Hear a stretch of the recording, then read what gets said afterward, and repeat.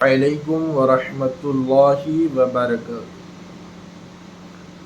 अज़ीज़ान मिल्लत इस्लामिया, आज जिस टॉपिक पर हम गुफ्तगू कर रहे हैं वो टॉपिक है हिंदू राष्ट्र।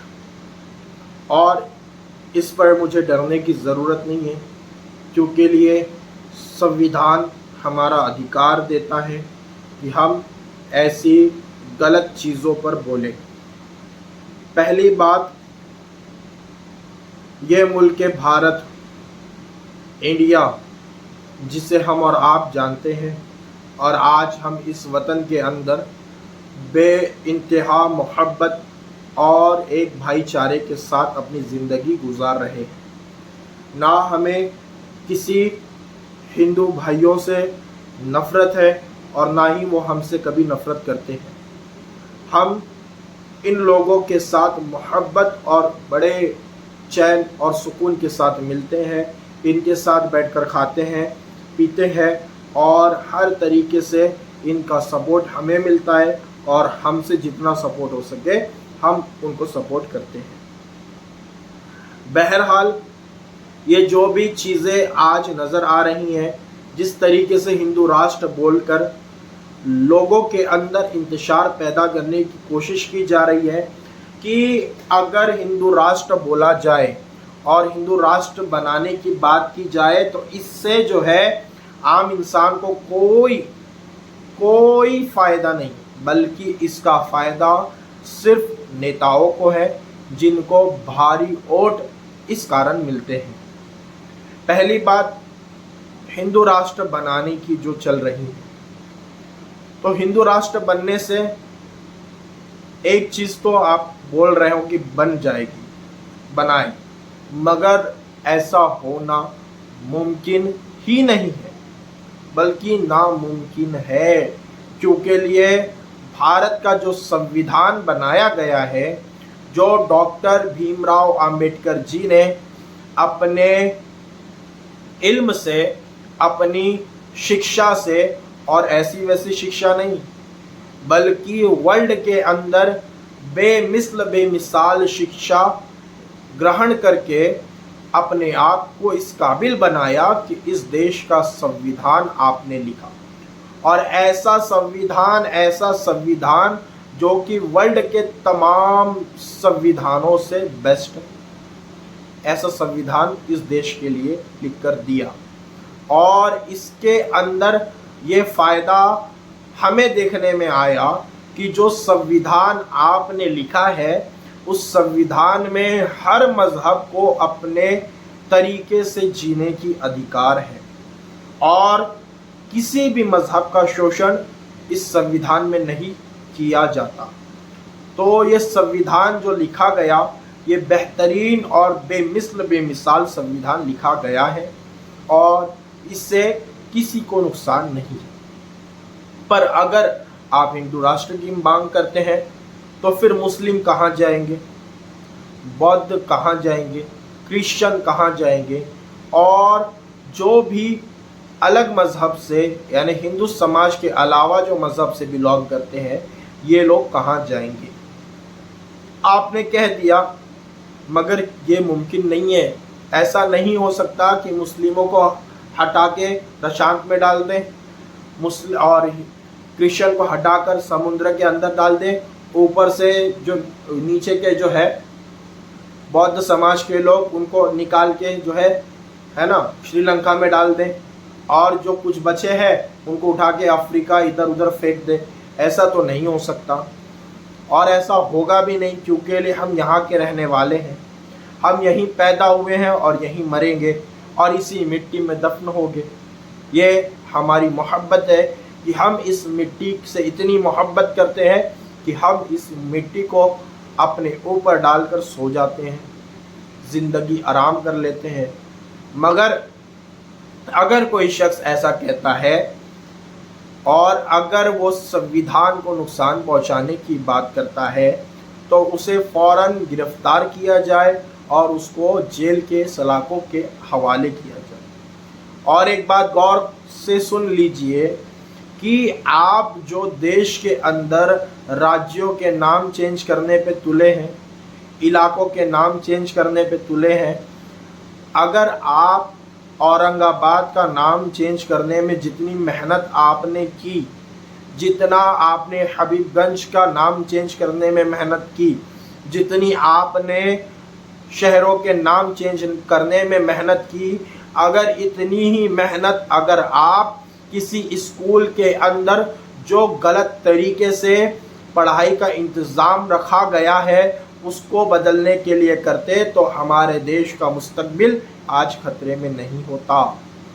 ऐसे भी टीचर्स स्कूलों के अंदर मौजूद है जिन्हें ढंग से इंग्लिश पढ़ना नहीं आता। ऐसे भी टीचर्स मौजूद हैं जिन्हें ढंग से हिंदी लिखना नहीं आता। ऐसे लोग आज देश के स्कूल के अंदर मौजूद है जिससे कि भारत देश का आने वाला जो भविष्य है वो हमें अंधकार में दिखता। और दूसरी बात, ये मीडिया जो कि बहुत गंदी मीडिया है, ये क्या करती हैं, ये ऐसे डिबेट करती हैं जिसमें ना कोई दम है ना कोई पावर, बल्कि ऐसी चीज़ पर लड़ती हैं, हिंदू मुस्लिम को बनाया गया है टारगेट, और जो है इनके धर्मों को लेकर लड़ा जाता है, बल्कि इसका इस देश से कोई वास्ता नहीं है, इस देश के अंदर इससे कोई फ़ायदा नहीं होने वाला, फिर भी इसे मुद्दा बनाकर इस पर लड़ा जाता है। क्या फ़ायदा है मेरे भाइयों? आप सैटेलाइट पर मुनाजरा करवाइए, आप जो है स्कूल के अंदर जो तालीमात दी जा रही हैं, जो पढ़ाया जा रहा है उसके ऊपर आप डिबेट करवाइए। आप जो है वर्ल्ड के अंदर जैसे सऊदी अरबिया हो गया है ना, और जैसे बड़े बड़े मुल्क है ये तरक्की कर रहे हैं, चाइना में कैसे इतना व्यापार बढ़ रहा है, कैसे इतना प्रोडक्ट वो बना रहे हैं और उसको आउट ऑफ इंडिया या आउट ऑफ जो है चाइना भेजकर मेड इन चाइना बनाकर उसे दुनिया के अंदर सस्ते सस्ते दाम पर बेचा जा रहा है। ये कैसे हुआ, क्या हुआ, इस पर डिबेट नहीं किया जाता, बल्कि हमें चाइना से कोई वास्ता नहीं है, चाइना हमारा कुछ नहीं लगता, मगर उसके अंदर जो अच्छाइयाँ है उसको भी गौर करा जाना चाहिए। आप इस पर डिबेट करवाइए। आप मोदी मोदी मोदी, योगी योगी योगी कर रहे हैं, बल्कि इससे कोई फ़ायदा नहीं है। हिंदू राष्ट्र बनाने के पीछे पड़े हैं, भाई क्या फ़ायदा होगा आप बताइए? अगर हिंदू राष्ट्र बनाएंगे तो हिंदू किताबें लागू होगी, तो संविधान को फिर तो निकाल देना पड़ेगा या संविधान को हटाना पड़ेगा, तभी ये बन सकता है।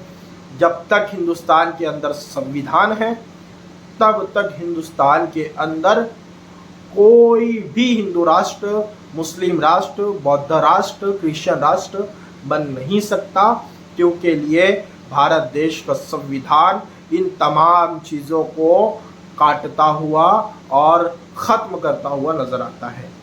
और अगर कोई ऐसी मांग करे तो आप फ़ौरन उसे गिरफ्तार करें। और मांग करने वाले कोई पढ़े लिखे लोग नहीं है, बल्कि ऐसे पढ़े लिखे लोगों का तबका होगा कि जो बोल रहे हैं कि ये चीज़ गलत है या ये चीज़ ऐसा है वैसा है, नहीं, बल्कि जो है इसका विरोध कर रहे हैं जिन्हें पढ़ना लिखना नहीं आता। जो डॉक्टर भीमराव अंबेडकर जी ने जो संविधान लिखा उसके लिए उनने जो इस अपने आप को प्रिपेयर किया, अपने आप को बनाया इस लायक, आपने उनके पास इतनी डिग्री मौजूद है, इतनी किताबें पढ़ी, इतने संविधान पढ़े और इतना रिलीजियन को पढ़ने के बाद आपने हिंदुस्तान के संविधान को बनाया है। और जितनी किताबें भीमराव अंबेडकर जी ने पढ़ी है उतनी किताबें ये हिंदू राष्ट्र बोलने वाले के अब्बा ने भी नहीं पढ़ी होगी, उसमें से एक किताब भी नहीं पढ़ी होगी। जो ये बक बक बक बक कर रहे हैं ना, उनके अब्बा ने भी नहीं पढ़ी होगी इतनी किताबें। उतनी किताबें तो छोड़ो, एक किताब भी नहीं पढ़ी होगी उनके हिसाब से, उनने जितनी किताबें पढ़ी। और ये बेवकूफ़ ऐसी मिसाल है इनकी कि गधे के आगे बीन बजा के कोई फ़ायदा नहीं।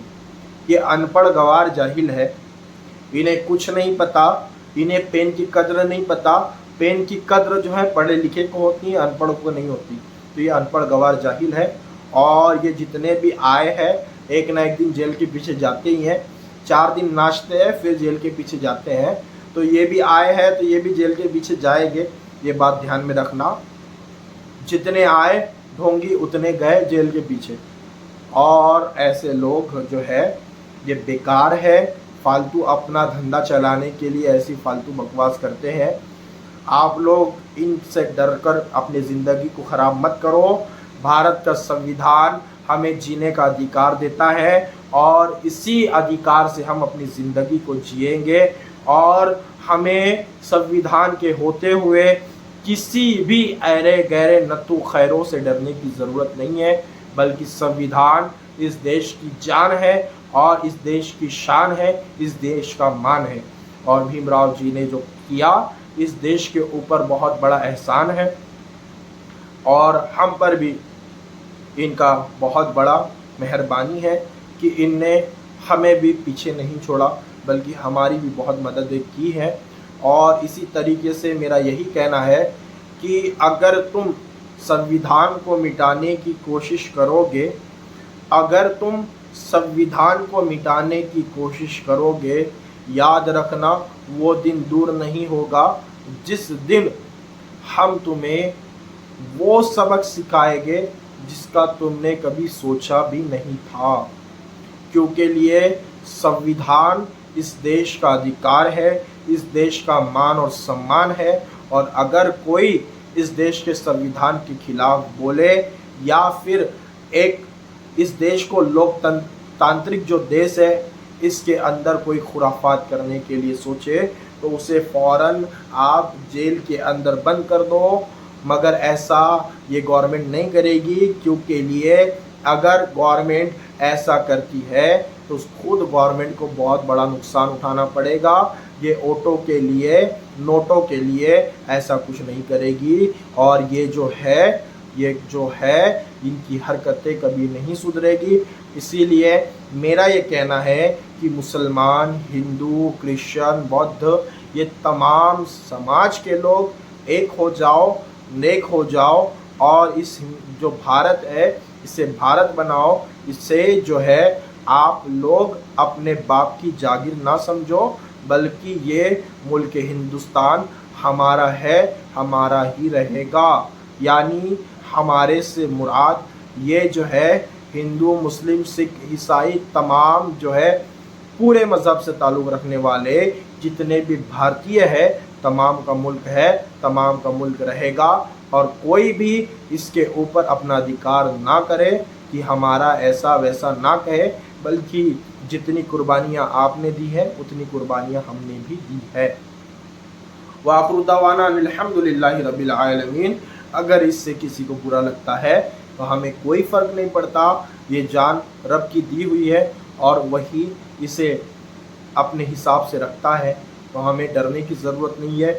हमारे ऊपर उस खुदा का जो है बड़ा एहसान है, उसके नबी का करम है और हमारा संविधान हमारे साथ है, तो हमें डरने की बात नहीं है।